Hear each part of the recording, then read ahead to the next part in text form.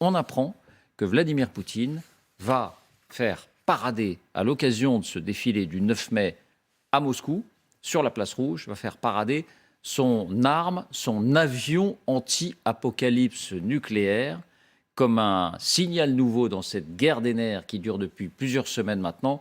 De quoi parle-t-on d'abord? Les faits. Voici les indispensables avec Justine Fraissinet. Bonsoir Justine. Bonsoir David, bonsoir à tous. Donc cet avion très mystérieux pourrait participer à ce défilé. Oui, voilà ce que les moscovites ont vu passer au-dessus de leur tête ce matin pendant les répétitions du 9 mai. Le Ilyushin 80, nom de code russe IMAC, aussi appelé Doomsday Plane, l'avion du jugement dernier en français, ou avion de l'apocalypse. Sa mission, transporter Vladimir Poutine pendant les situations d'urgence et notamment en cas de guerre nucléaire. Ce qu'on comprend, c'est donc que la star du défilé militaire du 9 mai, ça sera lui, au-dessus de la place rouge, entouré d'avions de chasse MiG-29. Et ça en dit long sur l'état d'esprit du Kremlin, sur le degré de préparation souhaité par Vladimir Poutine en cas de guerre nucléaire. Et c'est une surprise, c'est plutôt une surprise. Oui, c'est une grosse surprise parce que cet avion, c'est l'un des grands mystères de l'aviation russe. Certains pensaient même qu'il n'existait plus. En fait, on ne l'avait pas vu depuis 12 ans, sa seule présentation publique d'ailleurs. Et c'était justement le 9 mai 2010 sur la place rouge. Alors pourquoi est-ce qu'on l'appelle l'avion de l'apocalypse? En quoi est-il différent des autres? Eh bien parce que dans l'esprit des Russes, il est conçu pour une guerre nucléaire, pensé comme un bunker volant. Il n'a pas de hublot, sauf ceux du cockpit en verre ultra renforcé, dit-on. Une seule porte d'embarquement au lieu de 3 pour d'autres avions. Son fuselage est renforcé, à l'épreuve des chocs. Bref, tout cela le rend ultra résistant, même à une explosion nucléaire. À son bord, il y a 2 générateurs en cas de défaillance du système électrique. Il y a aussi ce que vous voyez là-haut, un radome, c'est-à-dire un abri protecteur pour des radars et des satellites.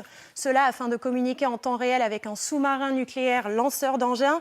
Et surtout, il y a 7 sondes que l'on voit à l'avant du cockpit pour ravitailler en carburant en plein vol, exactement comme des avions de chasse de type Rafale. En clair, cet avion, il peut voler pendant des jours et des jours, faire le tour de la planète sans jamais avoir à se poser. Merci Justine. Est-ce que, d'abord d'un point de vue strictement militaire, cet avion, c'est un élément psychologique ou c'est vraiment une arme, alors de défense plutôt, hein, c'est ce qu'on comprend, hein, une arme de défense en cas de conflit nucléaire? Bon, c'est un PC volant. Il ne résistera pas s'il est au-dessus d'une arme nucléaire qui explose, évidemment. Rien ne résisterait. Non, c'est surtout pas ça. Et, pourquoi surtout pas ça? Parce qu'il y aura un souffle énorme. Et donc, on a beau ne pas avoir de hublot, l'avion fera un salto. Bon, c'est un peu surprenant, mais si vous voulez, ne parlant pas russe, je me méfie de ce que je vais dire, mais les termes utilisés, moi je me souviens de la frappe à Kiev où c'était des missiles super précis, etc., qui du coup rataient leur cible, d'ailleurs, au passage. Là, c'est pareil. On va parler avec ce nouveau missile qu'on nous présentait comme une arme redoutable. Voilà. Donc, il y a toujours une amplification des termes. Alors là, on parle d'un avion. Alors, c'est une façon pour Poutine de dire, vous voyez, de toute façon, on est préparé pour se défendre en cas de guerre nucléaire. Maintenant, j'en retiens pas plus que ça. Je veux dire, c'est pas, ça m'impressionne pas plus. Les systèmes de communication aujourd'hui font que, oui, il y a des PC volants. D'accord, ils n'ont pas besoin de ne pas avoir de hublot et voilà. Quoi. Non mais c'est ridicule ces effets-là. Écoutez, franchement, c'est dans les vieux pots qu'on fait les meilleurs borscht. Parce que la dernière sortie de ce fameux avion, 2010, bon, c'est pas une arme ultra moderne qu'on découvre sur la place rouge le 9 mai. Donc il y a là un côté assez étrange d'ailleurs, jusque dans le nom de l'avion, hein, référence à l'apocalypse. Hein, on revient au lexique et au registre religieux qu'affectionne particulièrement Poutine, notamment quand il joue les télévangéliste dans le stade Loujniki de Moscou. Mais très franchement, ça n'est qu'au fond la réplique russe de quelque chose qui existe aux États-Unis, qui est aussi un PC volant, ça s'appelle un bunker volant, qui en l'occurrence c'est un Boeing qui s'appelle Advanced Airborne Command Post. Tout chef d'État qui se respecte est supposé pouvoir être protégé en cas de. Mais je ne vois pas ce que ça ajoute comme atout stratégique ou tactique à l'instant T à l'armée russe. Air Force One. Ouais. Alors Air Force One, c'est l'avion officiel qui transporte le président. Mais celui-là, c'est l'avion qui, en cas de conflit, le protège théoriquement contre les agressions extérieures. Et en France, on a un tel avion aussi, nous? Alors, un avion de type PC, nous, on a des avions qui transportent le président de la République, bien sûr. Oui. Mais si vous voulez, encore une fois, les systèmes de communication ont tellement évolué que vous n'avez pas besoin d'avoir un avion très particulier pour arriver à commander de votre avion. Malgré tout, on croit comprendre qu'il y a un fuselage particulier qui Oui, le mais c'est protège là- des radiations. Non, mais c'est là où ça me paraît un C'est peu... de l'intox.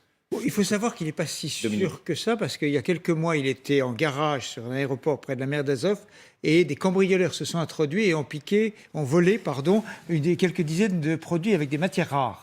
Donc en fait, il n'était pas complètement... J'ai lu ça dans un article du Figaro tout à l'heure. Ah, c'est Donc, on c'est ne pas peut tout à dire fait au qu'il soit point, alors. un avion absolument insubmersible. Il y a un côté un peu ridicule, puis c'est quand même un message aux Russes de dire, écoutez, s'il y a un conflit nucléaire, je suis en haut, vous êtes en bas. Voilà. Donc il y a quelque chose qui est un petit peu... Non, mais un c'est petit peu une curieux. manière, peut-être, de dire s'il y a un conflit nucléaire, si Moscou est attaqué, ou s'il y a une riposte contre Moscou, en tout état de cause, je peux commander de nouvelles frappes à partir de nos sous-marins ou je ne sais quoi. Bref, il y aura toujours un commandement en état de Oui, mais il y a répliquer. besoin de le démontrer. Comme le disait Vincent, tous les chefs d'État qui ont l'arme nucléaire ont des moyens de substitution. Il y a des tas de moyens qui sont mis en place. Le PC enterré, l'avion qui vous transporte à un autre endroit, le fait que vous n'êtes jamais avec le numéro 2 qui lui aussi peut donner, appuyer sur le bouton nucléaire. Enfin, il y a des tas de moyens. Si vous voulez, la démonstration de vol de cet avion ne me convainc pas en clair. Irina, un mot là-dessus? En fait, c'est un avion qui ne menace personne, c'est un avion juste pour dire que De défense. lui est à l'abri. Donc ça fait une belle jambe aux Russes de savoir que leur chef ne risque rien. Ça me rappelle la guerre froide. Et ça, je trouve que la Russie prend de plus en plus les airs de la Corée du Nord lorsqu'il y a un chef à qui on montre une arme. Et donc comme si ça s'arrêtait là. C'est-à-dire que le pays n'a plus rien à offrir au monde.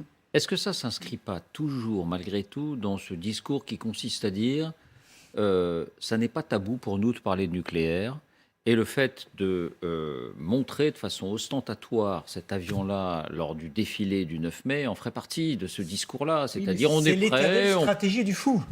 Vous ne savez pas ce que je suis capable de faire. Voilà. Et alors, le côté le plus inquiétant, bien plus que l'avion, c'est ce qu'on voit tous les jours, et vous le montriez tout à l'heure, à la télévision russe, où on voit des télévangélistes ou des commentateurs, je ne sais pas très bien comment il faut dire, je renverse le micro, qui annoncent tous les jours une guerre nucléaire, et dans des termes absolument Et qui montre invraisemblables. comment l'Angleterre serait rayée de la mais- carte avec graphique à l'appui où on voit effectivement Comment une l'opinion Grande-Bretagne, on l'a russe montré peut-elle hier ici même, interpréter ça qui Comment- disparaît. Vincent. Ah oui, c'est quand même d'un maniement acrobatique en termes de propagande. Quand vous dites « j'ai l'arme absolue qui va vous anéantir si vous entravez ma progression », très bien, vous êtes menaçant. Si le message c'est de dire « au cas où il y aurait une riposte nucléaire, je suis protégé, je continue de commander », ça n'a pas tout à fait la même portée quand même. C'est-à-dire qu'on s'inscrit dans la possibilité d'une riposte nucléaire qui serait à coup sûr fatale Oui, mais c'est à ça la qui Russie inquiète éternelle. Mais oui. Beaucoup en Occident, peut-être à tort. C'est simplement cette idée qu'un tel conflit est parfaitement envisageable et parfaitement envisagé, comme si c'était une option parmi d'autres. Il faut faire comme si c'était parfaitement envisageable, même si dans les états-majors, personne n'y croit. Personne n'y croit dans les états-majors? Non. Alors c'est vrai que les décisions récentes Non, mais la dissuasion semblent le montrer. Mais... La dissuasion, vous avez parfaitement raison. Il faut faire comme si on y croyait, mais ça ne se passera pas parce que la dissuasion fonctionne. Monsieur Lavrov, je le cite souvent, mais monsieur Lavrov disait « Troisième guerre mondiale, c'est la fin de la civilisation sur la Terre ». Il le dit lui-même. Donc ça veut dire, d'une certaine façon, qu'il n'y croit pas non plus. Mais est-ce qu'elle fonctionne, la dissuasion, Y compris dans l'esprit petite, de ouais. Vladimir Poutine? C'est ça la question que tout le monde se pose. Et y compris pour des petits engins Oui. nucléaires. Est-ce que ça fonctionne de la même manière? Dans le nucléaire miniaturisé, dans Mais le quel est nucléaire l'intérêt du tactique, nucléaire Irina. Je reprendrai Jean-Yves Le Drian qui a répondu nous aussi, nous sommes un Bien pays sûr. nucléaire. Bien sûr. Oui, oui. Et Non, tout. non, mais la question c'est ça. Est-ce que ça fonctionne aussi dans la tête de Vladimir Poutine? Mais vous avez raison, David, c'est-à-dire qu'on doit toujours envisager une riposte de nature irrationnelle, notamment parce qu'on a beaucoup utilisé à Moscou la thématique de l'humiliation. C'est vrai qu'il y a une sorte de blessure narcissique permanente à se voir en quelque sorte tenu en échec par une bande d'Ukrainiens qui étaient décrits comme des nasillons camés jusqu'aux sourcils. Donc il peut toujours y avoir cette fuite en avant démente, mais ça n'est pas le pari des états-majors et des stratèges Non. aujourd'hui. Et justement, la question que je voudrais vous poser, à vous, Général Trinquant, et à vous, Vincent. Chacun d'entre vous est en contact soit avec les états-majors militaires, soit avec les hautes sphères et les hauts stratèges qui conseillent les hautes sphères.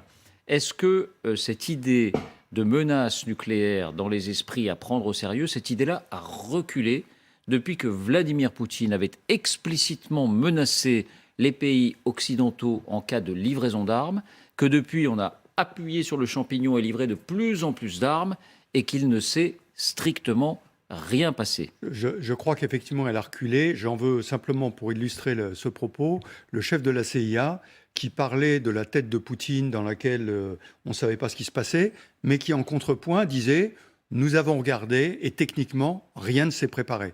Donc ça veut dire que, si vous voulez, l'armement nucléaire russe, il est évidemment scruté. Il est regardé. Vous savez, quand on remplit des réservoirs de missiles nucléaires, ça se voit. Je veux dire, c'est pas et il reste pas tout le temps comme ça. C'est au moment, un certain temps avant le lancement, que ça se fait. Donc tout ceci est scruté. Et mon impression, c'est qu'aujourd'hui, la visibilité, en particulier que les Américains, qui ont des moyens quand même bien plus performants que les nôtres sur ce sujet, leur permet de dire, on ne craint pas ça. Oui, mais alors, donc, général, dans ce cas-là, pourquoi Vladimir Poutine continue à faire dire à la télévision, à sa propre opinion publique, que c'est quelque chose de faisable? Mais parce qu'après, comment il avale son chapeau? Mais parce qu'il parle à sa propre opinion publique en leur disant « Regardez comme on est puissant, on ne nous attaquera pas nucléairement parce que nous, on est capable de le faire. » Si vous voulez, c'est un problème de propagande. Mais s'il est obligé de reculer, c'est une humiliation pour lui et son pouvoir. Mais quel est son recul, là? Son recul, il va annoncer que Mariupol a probablement été vaincu et que la guerre contre l'Occident va continuer. C'est une guerre sur le long terme. Vincent, donc, très rapidement, réponse vous aussi à la question. Oui, rapidement, c'est-à-dire que c'est un peu la fable et la parabole de Pierre et le loup, si vous voulez. C'est-à-dire que quand vous rembobinez le film depuis le début des années 2000, il y a eu au moins déjà 2 occasions dans lesquelles Poutine menace explicitement l'Occident du recours à l'arme nucléaire. Dans le début des années 2000, et ensuite au moment de la guerre de Géorgie, je m'en souviens très bien, je l'avais couverte à l'époque pour l'Express, et il ne s'est rien passé. Non, je ne prétends pas qu'il ne se passera rien demain, mais je dis simplement que, bon, chat échaudé craint l'eau froide, certes, mais là, pour le coup, on a été échaudé à tort. Donc jusqu'à maintenant, le maniement de cette menace-là n'a jamais conduit à des dispositions opérationnelles qui nous annoncent le passage à l'acte. Bon,